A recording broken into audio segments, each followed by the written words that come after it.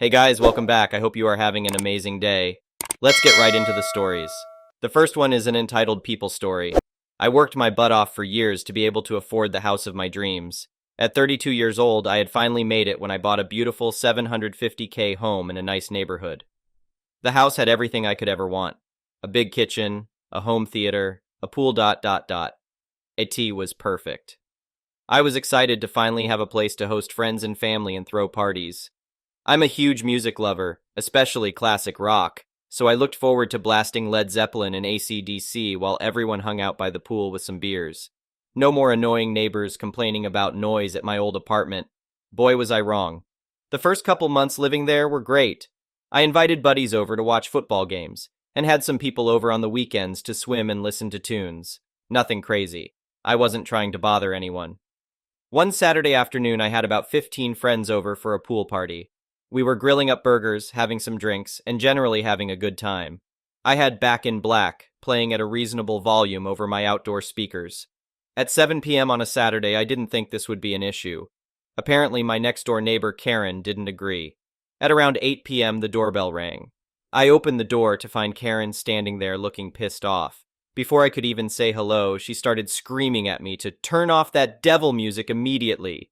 I tried to politely explain that it was just a small get-together and that we'd be finishing up in an hour or so. Well, that set her off even more. This neighborhood is for hard-working, God-fearing families, not hooligans like you blasting satanic rock music, she shouted. I was in shock. I told her I was sorry she felt that way, but that I wasn't breaking any rules and would not be changing my taste in music. She stormed off, yelling that I'd regret this. I thought that would be the end of it. Karen glared at me from across the fence when I was outside, but otherwise kept her distance. A few weeks later, I had another get-together, this time just grilling and hanging out without music. I made sure to tell everyone to keep any noise to a minimum since Karen was clearly uptight. Apparently our laughter carried too much, though, because at 9:30 p.m., Karen was at my door again. Same angry tantrum about disrespectful punks, even though there was no music playing at all. She ranted about how I was destroying the neighborhood until I finally had to tell her to get off my property. Her eyes narrowed and she hissed, "You'll pay for this, I promise," before stomping away. I was getting worried about what she might try to do. Other neighbors told me Karen had lived there for 20 years and constantly harassed anyone she decided she didn't like. Some people had even moved away because of her unhinged behavior. I decided to just try to avoid her as much as possible. I stopped having get-togethers at my house and didn't go outside if I knew she was home. The last thing I wanted was to get stuck in some crazy feud. One night, I had two friends over to watch a movie. We picked a weekday and made sure to keep things quiet as could be. At 11 p.m., just as we were saying goodbye, the doorbell rang. My heart sank as I looked out to see Karen standing there yet again. I opened the door, preparing myself for another scream fest, but she just stood there smiling sweetly. In an overly polite voice, she said, "I'm very sorry for the misunderstandings. I wanted to come apologize and be a good neighbor." I was immediately suspicious, but I cautiously said, "Oh, well, apology accepted. Have a good night." "You too, dear. Sleep well," she said, still grinning. The whole thing gave me the creeps. I knew Karen was up to something. The next morning, I left to go to work. Everything seemed normal at first as I backed my car out of the driveway. But when I looked back at my house, I almost crashed in shock. Flames and black smoke were pouring out of my living room windows. I jumped out of the car and ran to the front door. I could feel the intense heat radiating from inside. The fire must have already been raging for some time. There was no way I could get inside. I called 911 and watched helplessly as the fire demolished my beautiful home and everything I owned. It was a complete inferno by the time the firefighters arrived. After what seemed like forever, they were able to extinguish the flames. But there was nothing left except a smoldering, crumbling pile of rubble. I was in a state of shock and despair. How could this have happened? As I sat on the curb sobbing, a cop came over to ask some questions about what happened. As we talked, something made me bring up my neighbor Karen and all the clashes we had recently. The officer got a serious look on his face and said they would look into it. About an hour later, he came back over to me with an update that turned my despair into raging fury. Karen had admitted to starting the fire. She said she did it to purge the neighborhood of the evil rock music. The psycho had broken into my house, doused the living room in gasoline, and lit it up as an act of righteous retribution. She said rock music was the devil's language and she was on a mission from God to eradicate it. I wanted to strangle her scrawny little neck. She destroyed everything I owned and left me homeless because of her demented vendetta against classic rock. The police arrested her and charged her with first-degree arson. She kept ranting about how she did everyone a favor by burning down my den of sin. Her smug self-righteousness made me sick. With the help of the police and fire department reports, I was able to sue Karen for the full value of my house and possessions, plus pain and suffering. Her unhinged hatred ended up costing her big time. The trial was quick, once all the evidence came out proving her guilt. She got sentenced to 15 years in prison, but I don't think that was nearly enough for the damage she caused. In the end, I was able to use the settlement money to rebuild an even bigger and better house in a gated neighborhood far away from psychos like Karen. I crank AC/DC as loud as I want now, and haven't heard a single complaint from my new neighbors. I just couldn't believe someone could be so deranged that they would burn down a house simply because they didn't like the type of music playing. Karen's religious obsession destroyed my property and could have killed people. I'll never understand how she could justify any of it in her twisted mind. Some people just snap, and there's no rationality left. As much as I despise dealing with her, I'm grateful I made it out alive and was able to get some justice in the end. It definitely taught me the importance of keeping away from unhinged characters who let their issues put others in danger. I feel sorry for whoever ends up being her neighbor when she gets out of jail. The next one is a pro-revenge story. Several years ago, my friend, whom we'll call Boris, and I would always help each other with the spring cleanup for our properties. This included taking out damaged trees, preparing garden plots, and taking care of our weed-infested yards. I was going to be the first on the cleanup detail, so I prepared tools and implements the Friday before the big cleanup was to happen. Sharpening tools and chainsaw chains, lawnmower blade, and just getting everything in order. Among those tasks was mixing gas with 2-cycle oil. I finished up kind of late and generally put things away for the next day. The next morning, Boris showed up with coffee and biscuits around 8 a.m. As we were sitting on his tailgate enjoying breakfast, my neighbors rode by in their beat-to-hell Chevy Cavalier, smoking like a freight train. We'll call them Rocky and Bullwinkle. Boris and I made the usual jokes about the amount of smoke pouring from the exhaust. Damn. Bet they go to the gas station and fill up with oil and check the gas. We soon finished breakfast and thought no more about it. As we began to get the tools laid out and hashed out a plan of attack, I could not find my gas cans. No mixed gas, regular gas, or a gas can in general. That's when it dawned on us why the car Rocky and Bullwinkle were driving was smoking so bad. I'm pissed, to say the least. Well, all Boris and I could do was go shopping for gas cans, gas, and more 2-cycle oil. After we returned, we saw Rocky and Bullwinkle pass by several times. But all in all, we got a lot done. The next weekend we dedicated to cleanup at Boris's.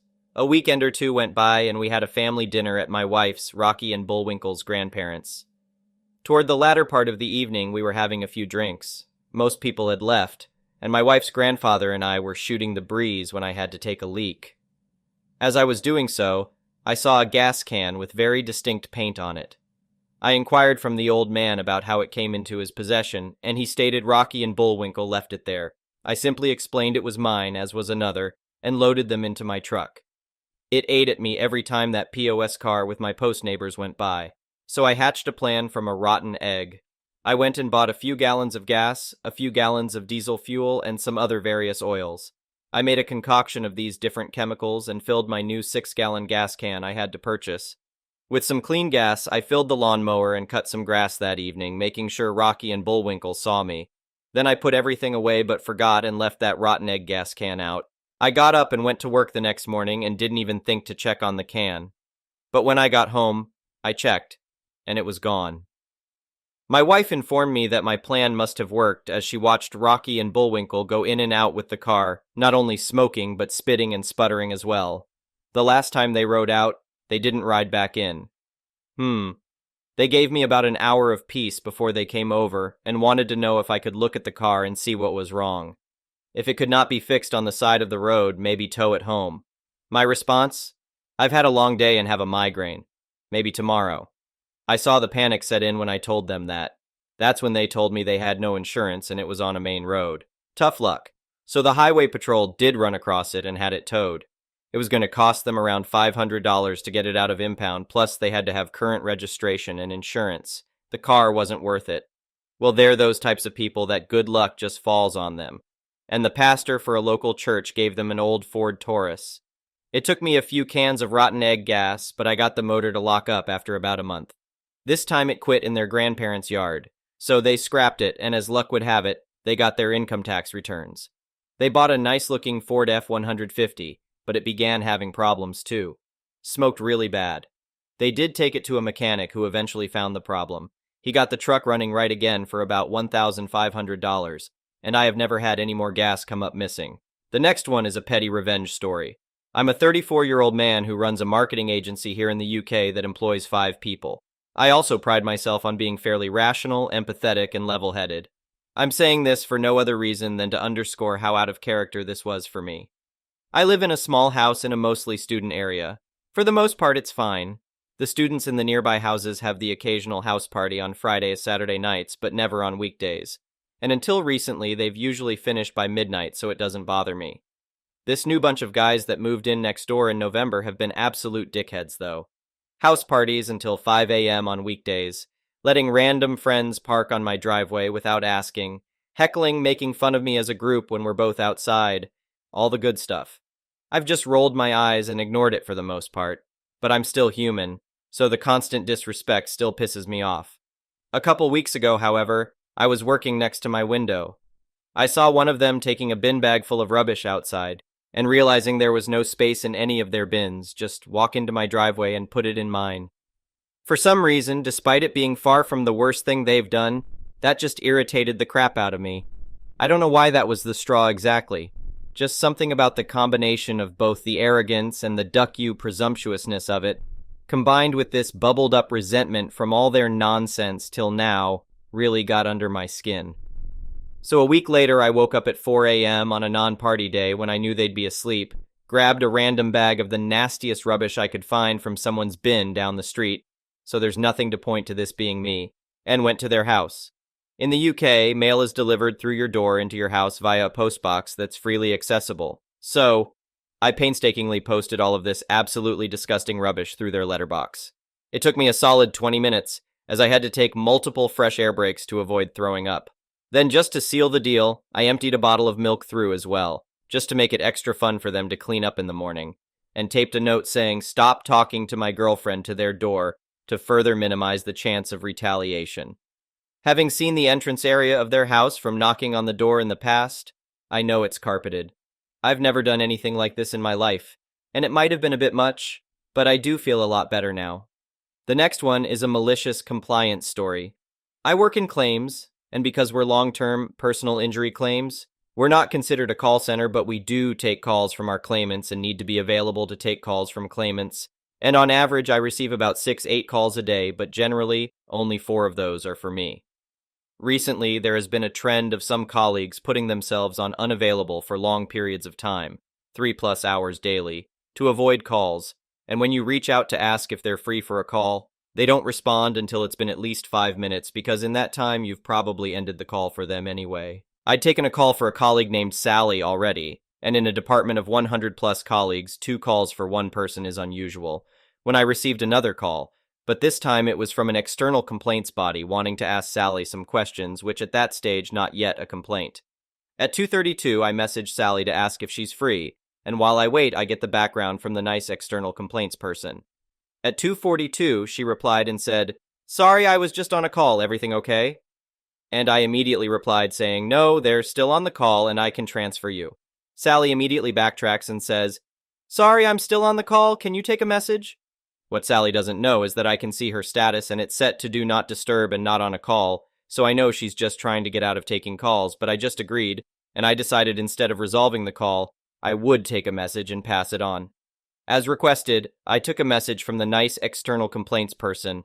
As I wasn't able to resolve the query, I confirmed that I would escalate it urgently to Sally's manager and our internal complaints team, as they wanted to know about an urgent payment that hadn't been processed in a week.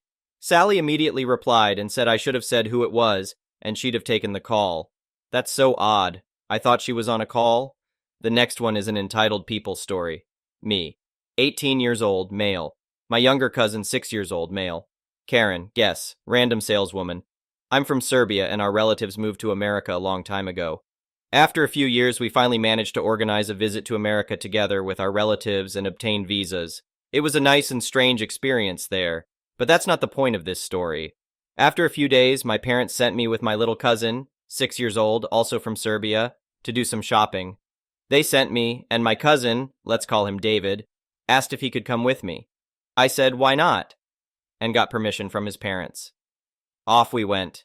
David can barely speak Serbian, let alone English. He knows how to count in English and can say cat. And I think that's the extent of his English knowledge. You have to understand, in Serbia, kids his age are still learning the alphabet. In a local store, we started gathering groceries, and of course, I was talking to David in Serbian. If someone addressed him, I translated what they said. After a few minutes, Karen arrives, literally fitting the stereotype except for not wearing glasses. Karen.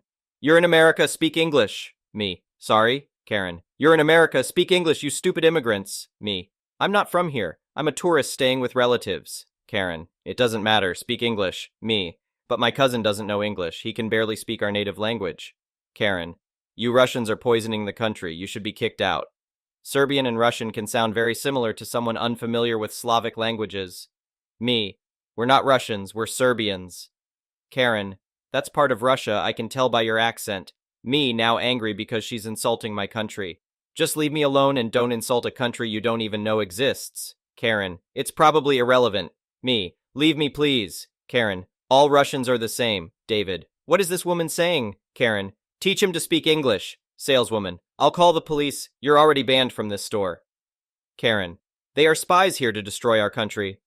I still don't know who, but someone called the police, and 10 minutes later, 4 officers arrived. Karen. These are Russian spies. Saleswoman. This woman has already been warned not to come back here. Karen. No, these are Russian spies. The police arrested her and asked us what happened. We told them, and they said they would consider it for the lawsuit.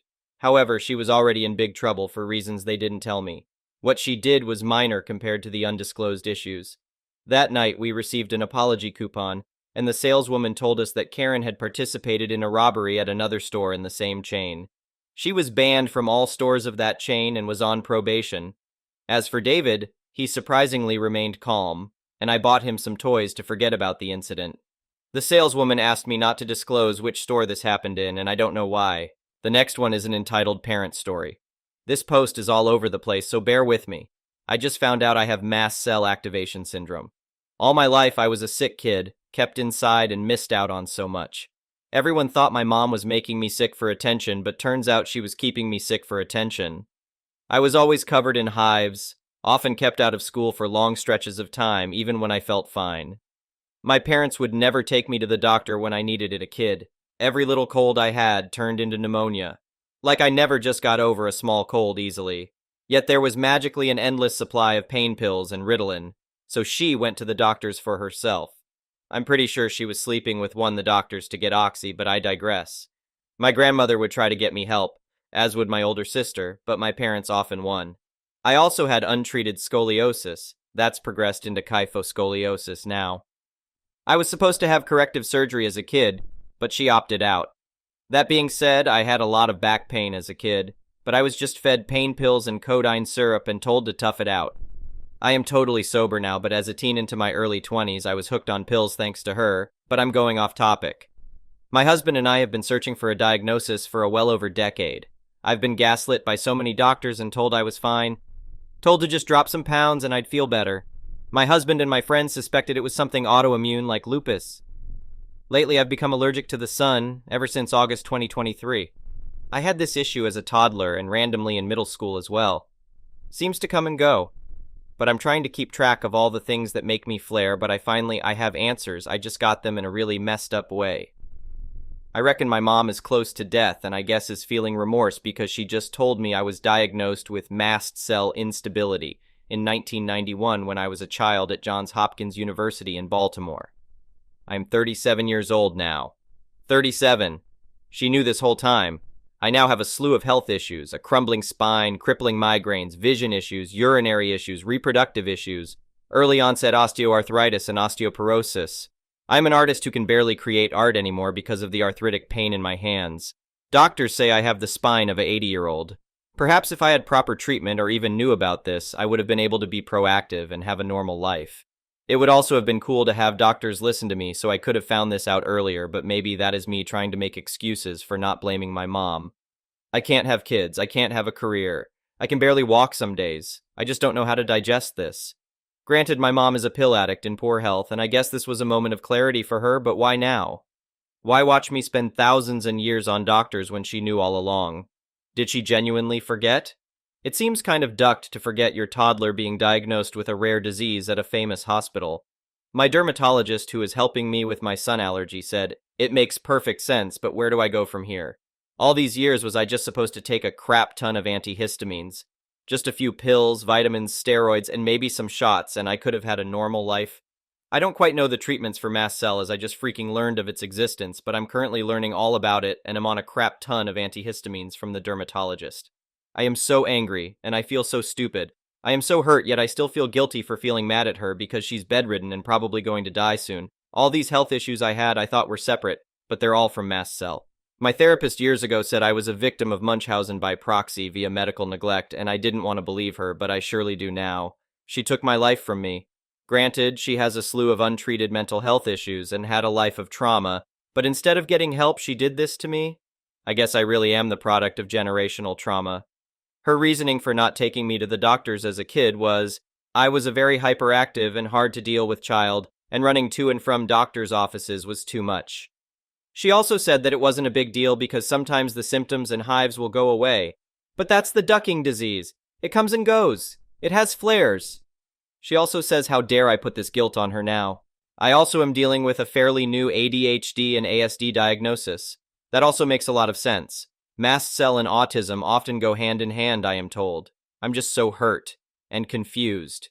Even as an adult, it still hurts to know that your parents don't give a crap about you. My sister says I should go no contact with my parents because of this recent discovery.